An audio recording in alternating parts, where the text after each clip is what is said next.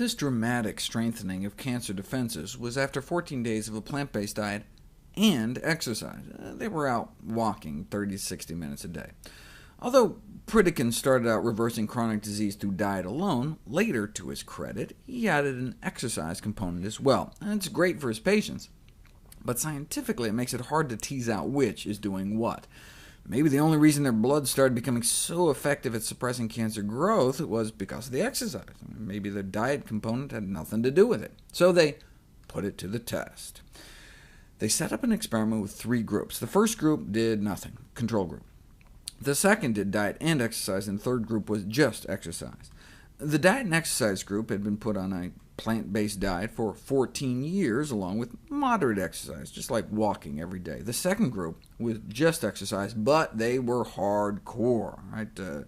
Not just exercise, but 14 years of daily, strenuous, hour-long exercise like calisthenics. But they ate the standard American diet. In fact, they were actually overweight. They'd been killing themselves in the gym every day for 14 years, and still their BMI averaged 26.5, whereas those on the Plant Strong diet were ideal body weight. But let's see who's better at fighting cancer. The researchers wanted to know, if you exercise hard enough, long enough, can you rival some strolling vegans? They took Petri dishes brimming full of human cancer cells and dripped blood from each of the 3 groups on different dishes to see whose blood was better at suppressing cancer growth. What do you think they found? Whose blood was better at killing cancer cells? This is a graph measuring cancer cell apoptosis, or programmed cell death. Cancer cells programmed to commit suicide. It's one way our body gets rid of cancer cells. Basically, our immune system taps them on the shoulder and says, look, you know there's only one way this is going to end, don't you? Well, you take the honorable way out. It'll be quicker, easier. If they start the chemo and everything, it's going to get messy. Take the easy way out and just kill yourself, which our immune system is sometimes capable of convincing cancer cells to do.